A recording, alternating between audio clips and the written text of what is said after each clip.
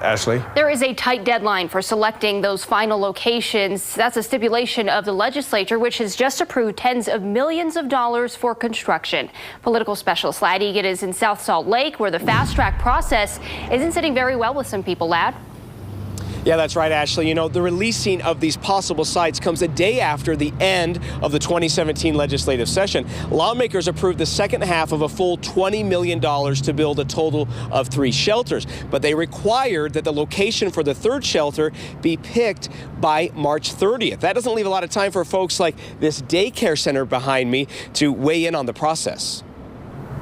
I'm approaching it as calmly as I can. Jessica Lloyd owns Creative Learning Academy with a combined daycare and preschool attendance of about 45 kids a day. As a parent, I would have questions too. She's getting ready to answer a lot of questions on Monday about the possibility of a new homeless shelter being built just a few feet away in the same parking lot. At that point, we would look at relocation. My number one priority is just making sure that the children are in a safe environment. We're shocked and concerned. South Salt Lake Mayor Cherie Wood says she is already fielding concerns from business owners. She says the other possible site in her city along Main Street and 30th South isn't a good location either. One is a few blocks away from an elementary school and a junior high and a Head Start in one of our community centers.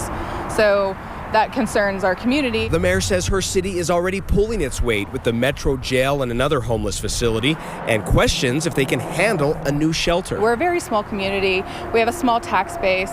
We don't have the police and fire services and the other services that we would need to help support that kind of a facility. There's a lot of variables in the world, and I just want to make sure that what is nearby me creates less risk.